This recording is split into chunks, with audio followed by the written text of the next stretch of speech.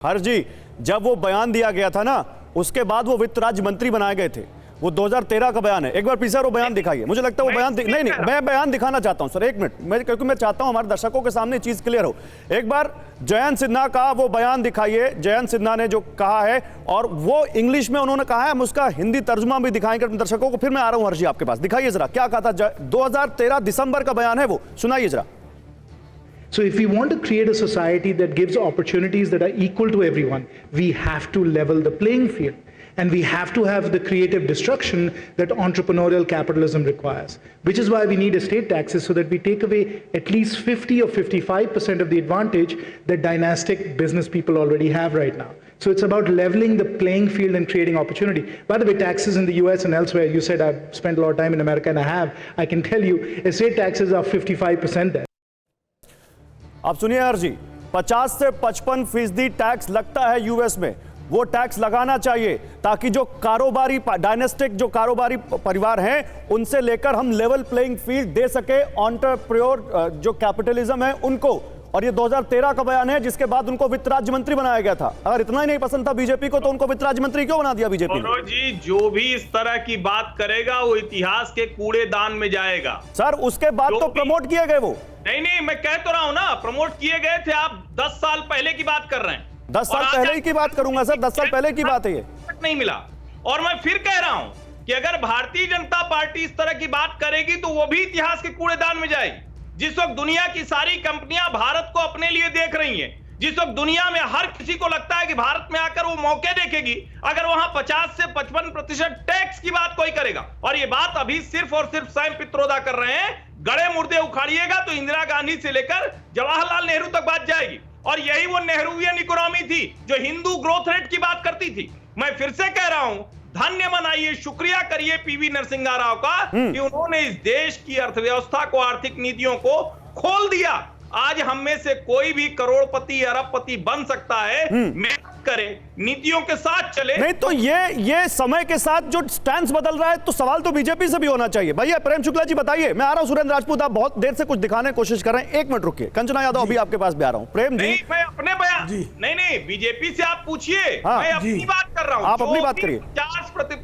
50-55% tax की बात करेगा, वो इतिहास के कूड़ेदान में जाएगा। चलिए आप ठीक है, लेकिन ये बात जयंत सिन्हा ने जब की थी तब उनको प्रमोट किया गया था।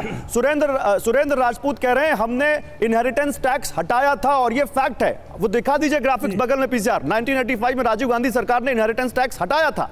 लेकिन प्रेम शुक्ला, आज सैम पित्रोदा के बयान को आप इतना बड़ा मुद्दा बना रहे हैं। उस समय मुद्दा क्यों नहीं बनाया था जब आपकी पार्टी के नेता इसका समर्थन कर रहे थे?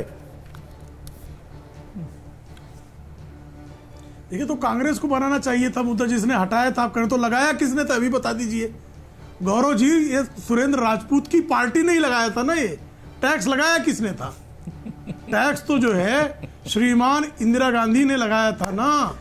इस देश में 95% तक इनकम टैक्स किसने लगाया था? श्रीमती इंदिरा गांधी थी ना। और तब उनके आर्थिक सलाहकार डॉक्टर मनमोहन सिंह ही हुआ करते थे ना। ये सत्य है कि नहीं है? और श्रीमान जयंत सिन्हा के बयान का भाजपा ने कभी जो है गंभीरता से लिया नहीं।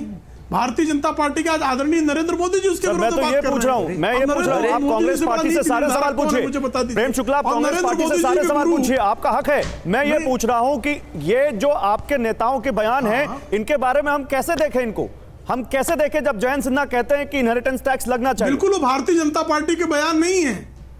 तब तो वो भी कह रहे हैं कि वो कांग्रेस पार्टी का बयान नहीं है। भारतीय जनता पार्टी तब तो सैम पित्रोदा भी कह रहे हैं कि ये, लेकिन वो राहुल गांधी के गुरु हैं। सैम पित्रोदा का बयान नहीं है भाई। नहीं, कृपा करके नहीं, जयंत सिन्हा हमारे सर्वोच्च नेता के गुरु हैं क्या? जयंत सिन्हा भारतीय जनता पार्टी किसी नेता के गुरु है क्या? प्रधानमंत्री जी के वो सलाहकार हैं क्या? लेकिन ये ओवरसीज अमित मालवीय क्या है जिनका ट्वीट कर रहे हैं? अमित मालवीय क्या है जिनका ट्वीट पोस्ट कर रहे हैं? अमित मालवीय क्या है जिनका ट्वीट दिखा रहे हैं? प्रधानमंत्री जी कह रहे हैं हम इनहेरिटेंस टैक्स के विरोध में हैं। प्रधानमंत्री जी स्वयं इनहेरिटेंस टैक्स के विरोध में बात कर रहे हैं, तो उससे बड़ा नेता कौन होगा जी? और राहुल गांधी वेल्थ रिडिस्ट्रीब्यूशन की बात कर रहे हैं कि नहीं कर रहे हैं? मैं प्रेम शुक्ला जी, कांग्रेस का घोषणा सुरेंद्र पत्र कह रहा है राजपूत कि नहीं कह रहा? बोलेंगे। मैं ये पूछ रहा हूं, अगर सैम पित्रोदा जी। का बयान पार्टी का बयान नहीं होकर निजी, अगर जयंत सिन्हा का बयान निजी बयान है, पार्टी का बयान नहीं होकर वो निजी कैपेसिटी से बोल रहे हैं, तो फिर क्या अंतर है? जो बात कांग्रेस पार्टी कह रही है कि ये भी सैम पित्रोदा ने अपनी निजी कैपेसिटी से बोला। जी गौरव जी, क्योंकि कांग्रेस पार्टी के जो युवराज हैं पूरी न्याय यात्रा इसी लाइन पे बात किए हैं। उनके घोषणा पत्र के पृष्ठ क्रमांक 6 पे इसी लाइन पर बात, और पृष्ठ क्रमांक 28 उसी की तस्दीक कर रहा है।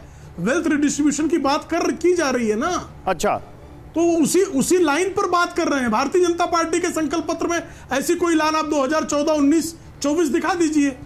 जवाब दीजिए सुरेंद्र राजपूत, दिखाइए सुरेंद्र राजपूत, दिखाइए वेल्थ रीडिस्ट्रीब्यूशन की जो बात आप कर रहे हैं इसी में छिपा है सब कुछ। इनकम टैक्स आप 95% के ब्रैकेट तक ले गए थे, बताइए जवाब दीजिए। नहीं है क्या? और भारतीय जनता पार्टी ने जवाब दीजिए। ओके प्रेम शुक्ला जी, आपकी बात का जवाब सुरेंद्र राजपूत दे रहे हैं, फिर कंचना यादव।